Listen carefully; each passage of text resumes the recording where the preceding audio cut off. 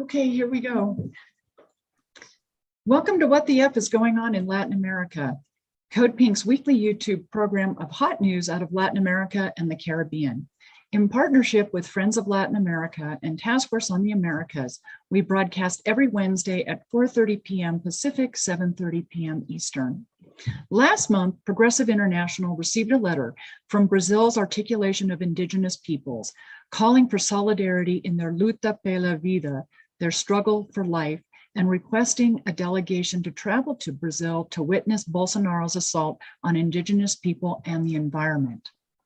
Over the past 10 days, the delegation met with an incredible range of political actors in Brazil, Indigenous leaders from the APIB, I hope I say this correct to all of you, Quilombola representatives of the Coordenacao Nacional de Articulação de Quilombos, CONAQ, members of Congress from parties such as the PT, PSOL, PSB, and others, local and state government representatives from FARA, trade unions and social movements, including the MST, MTST, and CUT, as well as members of the Panamazonic Social Forum, environmental groups, and civil society actors. Joining us in conversation today is Nick Estes, who just returned to the US from Brazil. In fact, earlier this afternoon, he just returned. Nick participated on the Progressive International Emergency Delegation. He is a journalist, historian, and host of the Red Nation podcast. Welcome, Nick. It's good to be with you again, Terry. How are you? I'm really great, and I'm so honored that you are willing to make time. I know you just got off a plane at noontime today, so it's really wonderful to have you with us this evening. And I wonder if we can start with you sharing with the audience a little bit of your personal story, because who you are and what you are is so crucial to the story we're going to talk about this evening. Sure. I mean, it's an excellent place to start because a lot of the things that my people experienced in the 19th and 20th century is being experienced right now in Brazil. And I was born and raised in the Missouri River in a place called Chamberlain, South Dakota, which is a border town. It's a white-dominated settlement that rings, the Indian reservations, most often in rural places. I'm an enrolled member of the Lower Rural Sioux tribe. And so in the 1950s and 1960s, the United States began a mass infrastructure development project to develop the Missouri River.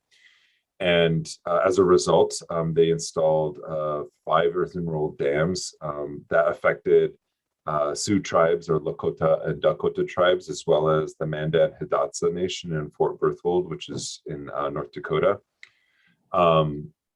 But the Pick-Sloan plan, the Pick-Sloan project, actually removed about a third of the populations of the river tribes, and my tribe was included in that. And my tribe actually had 2 dams built on it, and we were flooded twice and removed twice.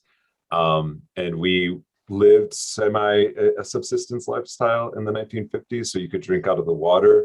There was gardens, there's community gardens, farming, small scale agriculture, a little bit of ranching and herding, but then also there were just the free goods of nature, as they say, in terms of harvesting wild fruits and hunting and things of that nature. And as a result, they wiped out 75% of the wild game and 75% of the wild vegetation that we depended on. So it was really an attack on our food. And the reason why I'm bringing this up is because this is what Indigenous people and traditional communities in Brazil are facing right now. This is a battle for food. It's a battle for how nations, eat and reproduce themselves, and what nations consume products that are produced for them at the expense of others. And our lands in what we call the Ochete Chacoi country were sacrificed to build hydroelectric dams for the benefit of others. And then also were sacrificed to build irrigation, which never came, but nonetheless, so it was electricity and farming were the reasons why they dammed our river. and it, it constituted a huge kind of a historical trauma for our people that carried on through generations. But it's also important to remember, I'm one generation removed from an almost subsistence lifestyle. That's how early it was. It didn't, these like 19th century Indian wars and land grabs, it didn't just happen 100 years ago. It happened, 60 to 70 years ago, and it's still ongoing today. And so there's so many similarities. And even with the mobilizations against the pipelines in 2016, we had a mass mobilization in Standing Rock, which brought together over 300 different tribal nations in an encampment that was about 10,000 people. And today, we have, and I know Code Pink has some people who have done solidarity. Red Nation has done solidarity with the Line 3 encampments up in northern Minnesota with the Anishinaabe people. So today, Indigenous people in the United States are still resisting land grabs. They're still resisting large infrastructure projects that are ostensibly for the public good, but we know that this is really just feeding into kind of the profit motive for fossil fuel companies and energy companies like Enbridge and TransCanada. So that's kind of the short, brief history of who I am and where I come from. I think it's so important for our audience to hear this because we're talking about a model, a cultural and economic and political model that privatizes what you and your people would consider belongs to the earth and does not belong to human beings, period. And we're seeing this all over Latin America. And as you said, it's not just something from 100, 200, 300 years ago. It's a model that still exists to this day in the United States. And also, I think probably the story so many of our viewers are familiar with when you mentioned hydroelectric, controlling water, damming water would be Berta Cáceres situation in Honduras with the Lenca people there. But these abuses and privatization and control of the environment, natural resources, and people is one of, or some of the reasons why so many activists in Brazil had requested this progressive international delegation. Can you tell us very quickly what is Progressive International, because you are part of that, as well as Red Nation and many other activist groups? Yeah, so the Progressive International is a network of trade unions, progressive parties, and social movements who's been recently doing, a lot of solidarity work, from things such as doing election observations and doing, political delegations to meet with social movements, or to, in this case, sort of investigate and see on the ground what is happening in this situation, especially under Bolsonaro. So let's start. This was a 10-day delegation. It just finished like yesterday. You flew back to the States today. Let's talk about the delegation. I know one of the reasons I specifically reached out to you to talk with us this evening is because of this genocide suit that Indigenous peoples of Brazil filed at The Hague against the Bolsonaro government. And this is particularly fascinating to me. My activism started in the 80s in Guatemala with the genocide of the Maya people there. And they achieved genocide as a nation of people, achieved genocide status in 2005, which allowed them to, to start changing Guatemala. It's, still very difficult and still very slow. But so let's talk a little bit about the delegation, what you saw, and then also this genocide suit filed. Sure. I'll start with the genocide suit. So PB, which is the group, the APIB, in Portuguese they say APB, which is interesting. But they filed, really hard for me to say the Portuguese. Yeah. I apologize. And then CUT, or the union is Cuchi. So it's it's a bunch of different things.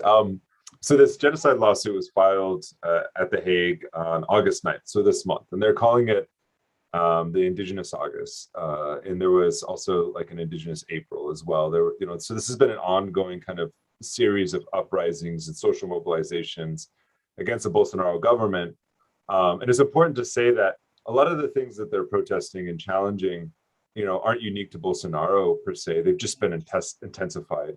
And it was made very clear by the organizers, that people such as Sonia Guajajara, as well as Alessandra Munduruku, that this was not, that this particular moment in time is unprecedented. The levels of attack and the levels of, violence against Indigenous people haven't been seen, since the years of the dictatorship. And we can see, Bolsonaro himself references the dictatorship as an inspiration, not just, as a form of political rule, but an attitude towards Indigenous people.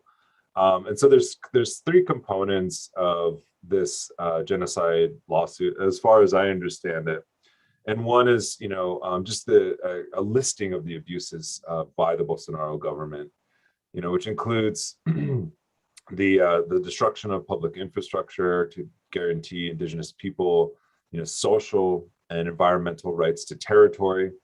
And this happens through anything from administrative acts to norms or speeches. He's very famous for saying very racist things towards Indigenous people, meetings and projects, and that are just directed towards Indigenous people and singling them out specifically. And the consequences of these things, the second part, is the invasion and dispossession of Indigenous lands. It's primarily deforestation in the Amazon. And this is for mining, this is for agribusiness.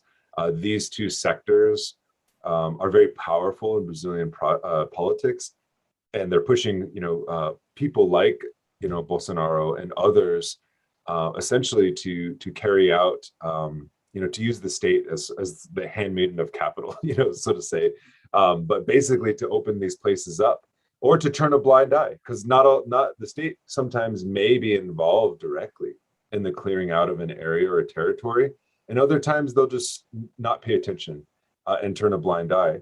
But the policy, the kind of indirect or the informal policy, so to speak, is what they call the bala, la Biblia, and the boy, which is like the bullet, the Bible, and the bull or the cow. So sounds like the conquistadors from 500 years ago. I mean, exactly. And they are drawing specifically, like there's no ambiguity about this, on the tradition of violent settler colonialism in the United States, because they are arming everyday people. Many of them are poor, landless folks themselves. They're arming them in the service of, large landowners and agribusiness.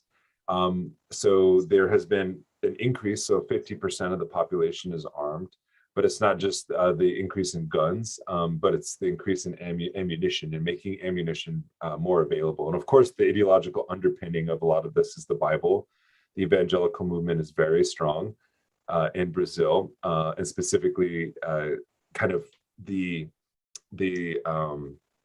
sort of the vanguard of a lot of these settlement projects. Oftentimes you'll see a little settlement in the middle of nowhere, but there'll be a giant church, right, with makeshift shacks around it, and it'll be a evangelical church.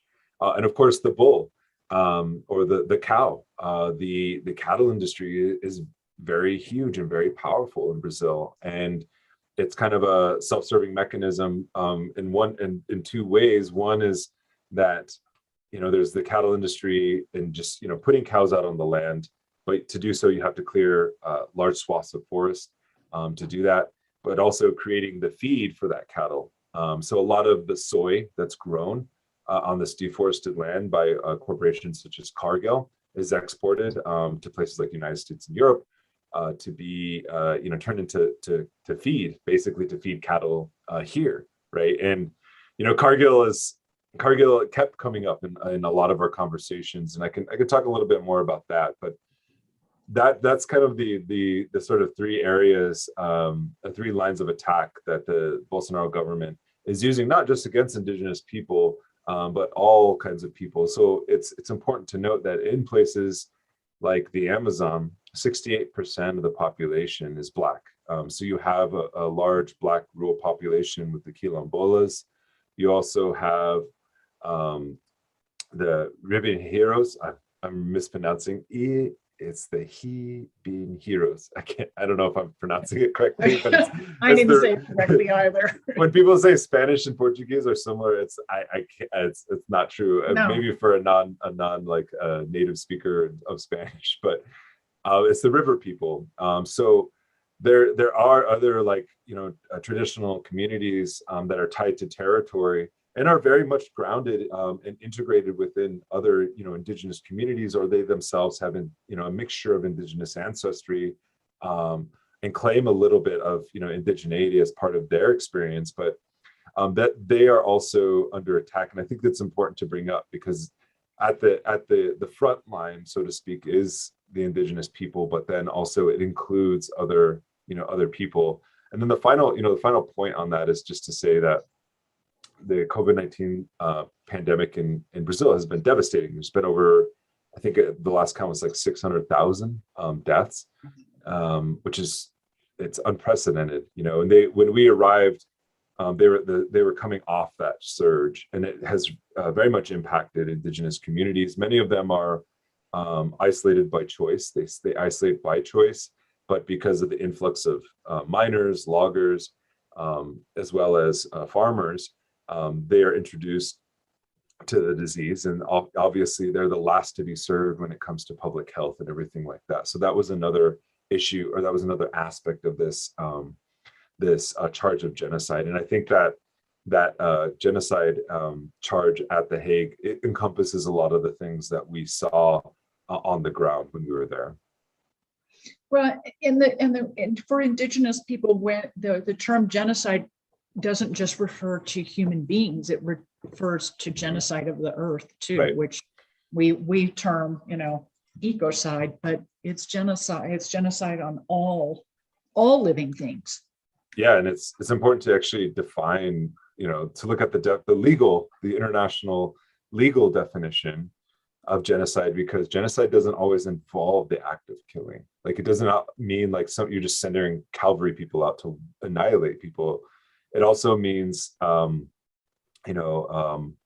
imposing, certain measures to stop the growth of that population. And it also means attacking food sources in some instances. Yeah. So I think that it is important to note that this isn't just an centric process, that it also entails, when you destroy the land, you also destroy the people. Yeah, we starve them.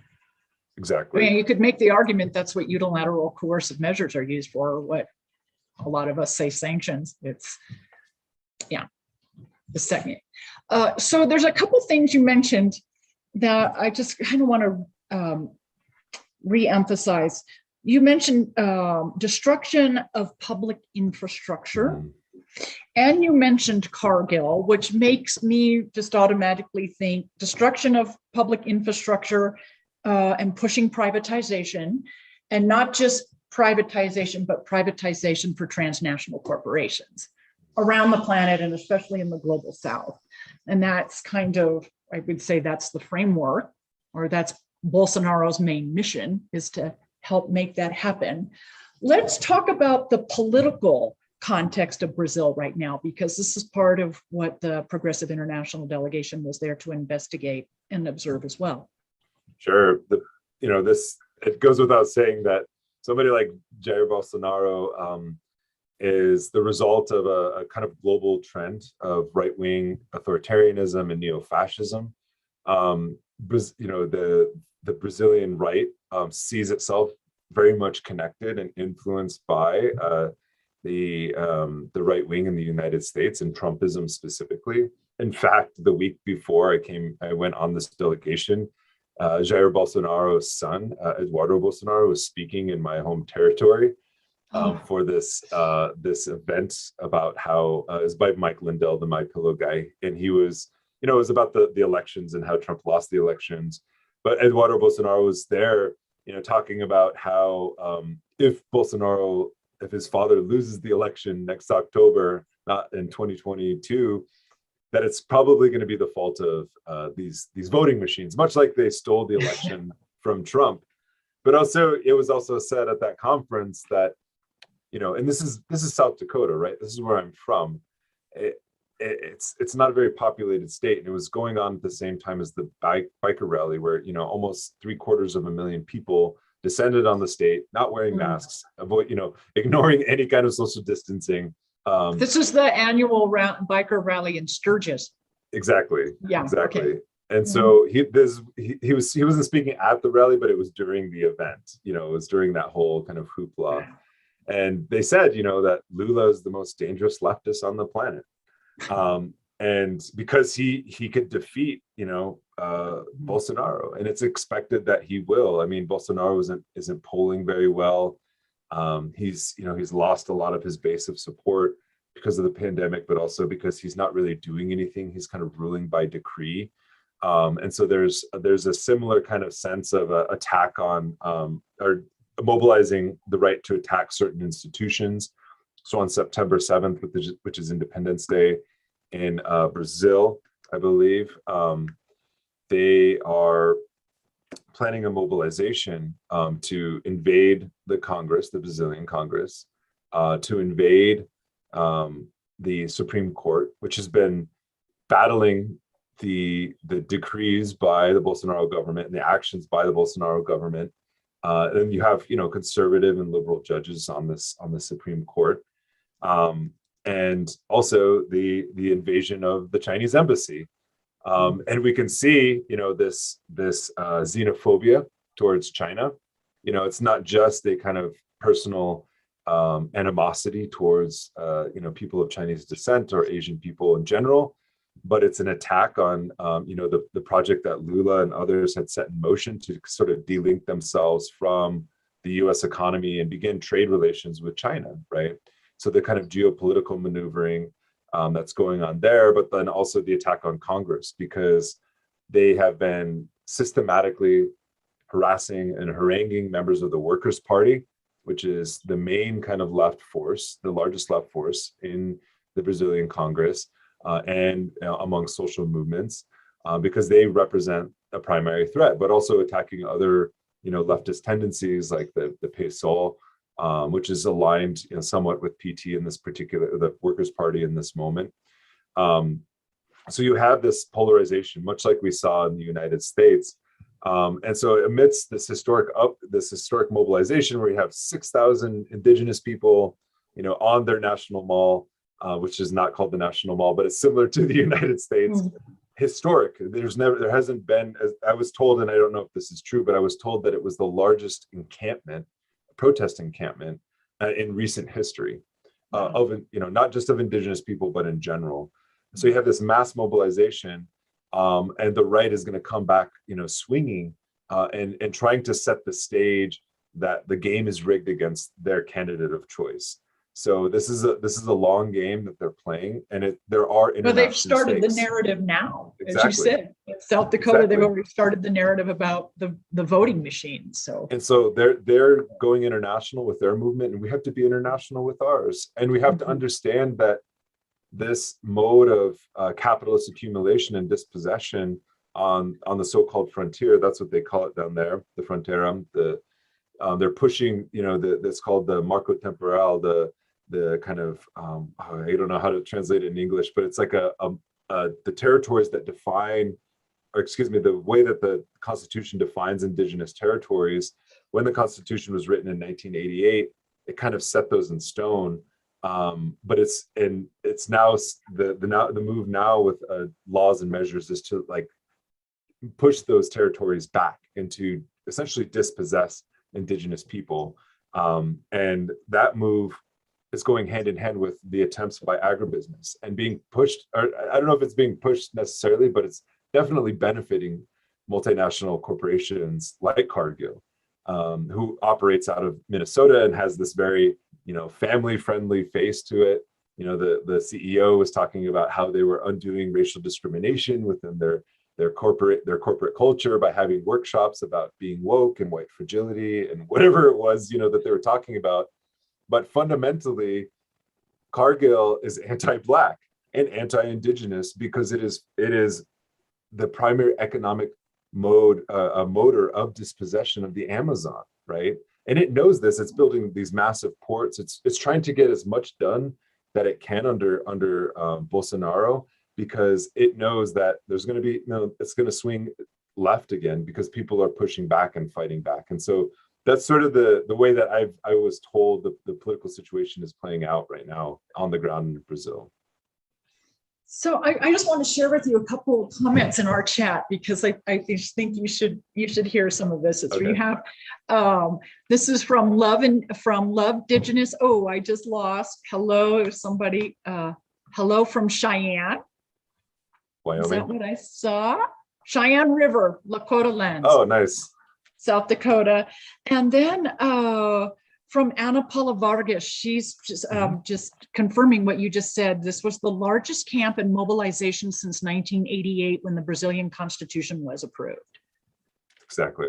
So let's, we've got a few minutes left. I'm so happy to see how many people have joined us this evening, because this is such an important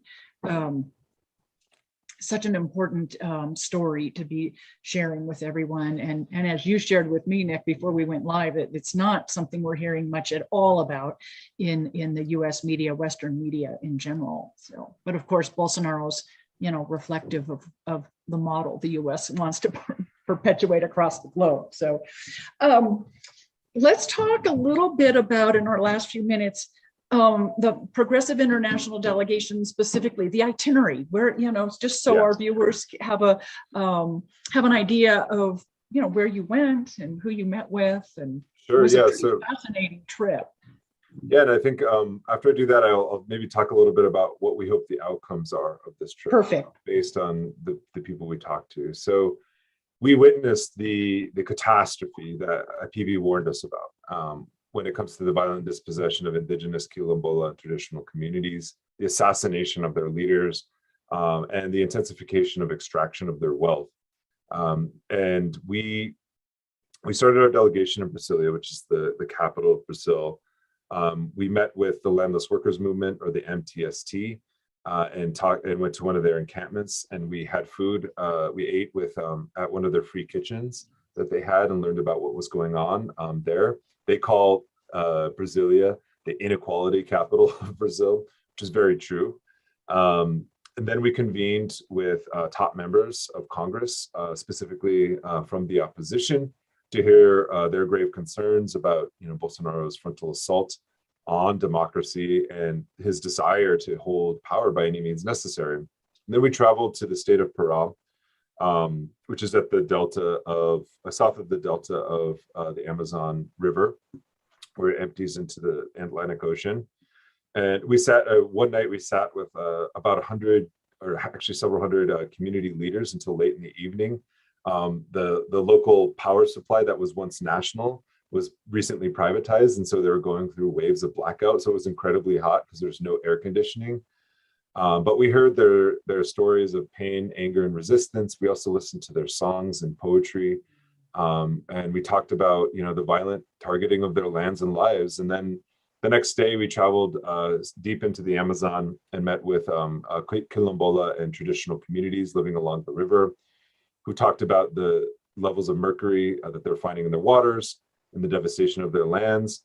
And then we returned to Brasilia and joined the Munduruku and the Kayapo and many other indigenous groups in their act at the Luta pela Vida resistance camp in the capital. And we talked about the Line 3 pipeline and how we can support them as an international delegation.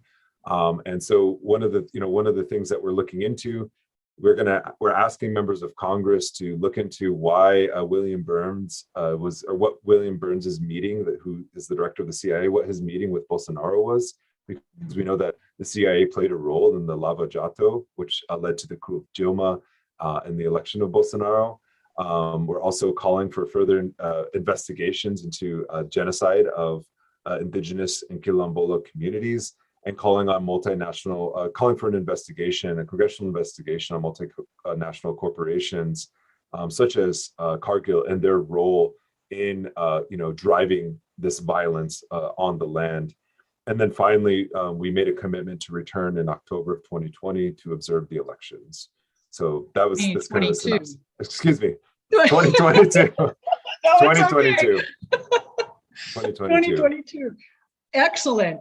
I have a few more hellos I want to share with you. Sure. Here's Adam, just hopped on, tuning in from Tewa and Tiwa lands. Am I saying that correctly? Tewa and Tiwa. And greetings from the children of Sun Island, Salash, Spokane tribal territory. So, Awesome. yeah.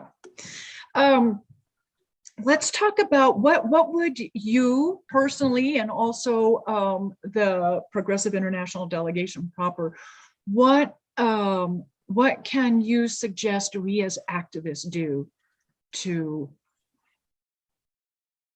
follow up on your delegation findings? What do you need us to do, and how can we do it? So we issued a sort of final statement on the delegation, and I can share it with you, and you can share it with others.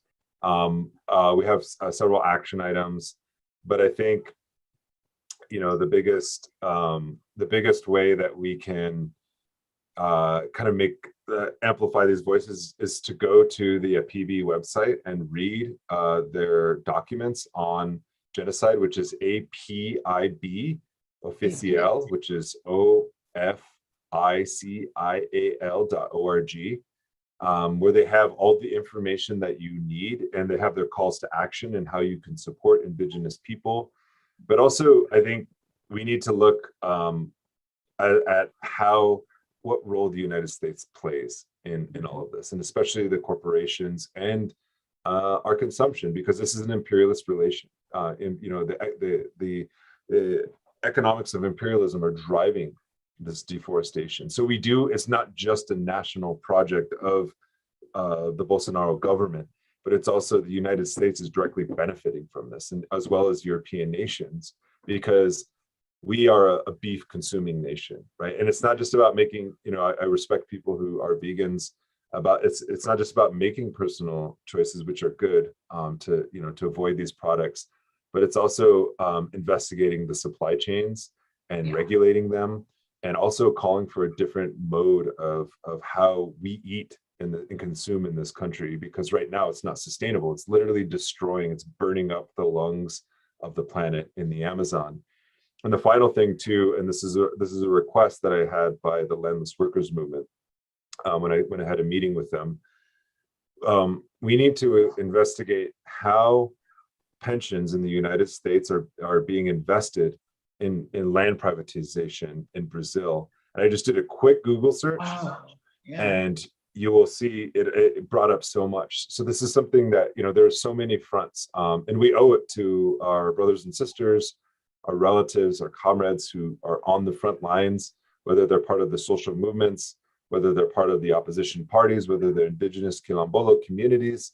We owe it to them because we play a huge role in this, and we may not see it, but where we get our cheeseburgers, where we get our food, directly impacts the Amazon, and it's up to us to make those decisions and to transform this social system here that we have control of in the United States, or ostensibly have control over, to pressure certain people, individuals, and institutions, but also to build an alternative that our way of life doesn't have to be predatory or parasitic on others.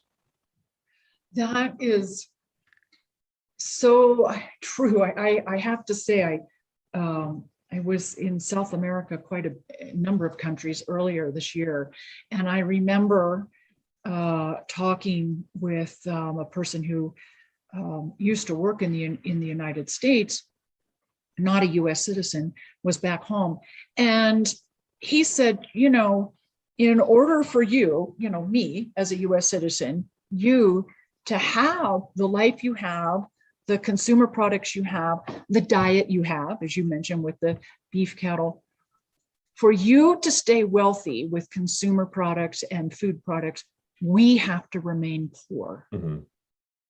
And I mean, this from somebody, a friend, personal friend who had spent years in the United States with a high education, and to sit over a beer and hear that come back, in a non-aggressive manner, but to hear that reality, that for you to have what you have, I mean, you, Terry, and your fellow U.S. citizens, we have to remain poor. Mm-hmm. And I think that's the entire global South for And- basically the last 500 years. And this is a food rich country. There's so much food that comes from the Amazon, that's created locally and produced locally within Brazil. But why are people starving? Why are people Exactly. going hungry? Yeah. And that's the question. This is the dynamics of imperialism. We have a role to play in that. And so, Yeah. we have to own up to a responsibility, because there's so many beautiful alternatives to that kind of extractive project going on, on the ground, whether it's the MST, the MTST, the Indigenous mobilizations, the Quilombolas. They are very inspirational. Like, the movements are very powerful and strong. Their leaders are amazing, and we have so much to learn from them. And they have the alternative, and so it's our job to support them and to ensure that they have a fair and democratic process. Because we know that the CIA has the U.S. has inserted itself in their democratic process. So let's, is there anything that that you'd like to say before I let you go this evening? Anything that I've missed or that you want to reiterate? Or I would just like to say that being in Luta pela Vida was life altering for me. It was, I don't know how to put it into words. It was very, not only was it like a spiritual experience, but it was very like empowering to see all the different groups of Indigenous people come together. And they're very diverse, much like the United States. They're very diverse in their language, their culture, their customs, the things that they wear, everything, the way that they carry themselves. And it was just a reminder that there's so much at stake in this moment in time that we can't really be, hostages to a politics of cynicism. That here you have the most, one of the most oppressed groups, sectors of society in Brazilian society that traveled days and mobilized, right? Because they have an alternative. They have, it's not just an exclusive thing for Indigenous people, but they understand the role that they play in this broader movement. And for me, like, we're in this moment where there seems to be like a lack of mobilization on the ground under Biden. People may be fatigued because of the pandemic and 4 years of Trump. But there are movements that are going on right now that are historic and very revolutionary, and we need to pull ourselves out of that kind of that politics of cynicism and pessimism and really look at the very positive social movements that are underway right now, especially coming from the South, because we have so much to learn from them, and especially their collective power and their disciplined nature are just so mind-blowing. It's beautiful. it's very, it's really inspiring to hear you say this, because this is part of who you are as a person as well. Your family heritage. And so for you to be inspired is very powerful for me to hear. I see what Indigenous nations, people are doing across the planet, and including in the United States. And I guess for me, it's really powerful to see the difference, and important to understand the difference among a nation of people who see themselves as integrated with nature, as part of the web of the entire earth, versus being in a paradigm where human beings rule over everything. And it's just, to me, that is a paradigm that is basically going to prove to be the vanguard of humanity. We either accept that we're part, and not the rulers over everything on the planet, but we're part of the entire web. And Absolutely. yeah, I don't know how to teach people that, except to have someone like you come back and talk with us and inspire everyone to take a different look, and start an evolutionary process of changing systems, yeah, and starting with our own system in the United States. So thank you, Nick. Really wonderful to see you. I'm so thankful for your time this evening. And I want to just remind our viewers that you've been watching What the F is Going On in Latin America, Code Pink's weekly YouTube program of hot news out of Latin America and the Caribbean. We broadcast every Wednesday on Code Pink YouTube Live, 7:30 p.m. Eastern. And also be sure to catch Code Pink Radio every Thursday morning, 11 a.m. Eastern, 8:30 a.m. or 11 a.m. Eastern, 8 a.m. Pacific, excuse me, on WBAI radio out of New York City and simulcasting on WPFW out of Washington, D.C. And so thanks again, Nick. I'd love to have you come back and talk with us and keep this conversation going and connect the dots for all of us throughout Latin America and the Caribbean, because it's particularly egregious now in Brazil, but this is something that is happening pretty much everywhere. Pretty much everywhere. So Thanks okay, so much, everyone. Terry. Oh, thank you. I really appreciate your time this evening. Thanks so much.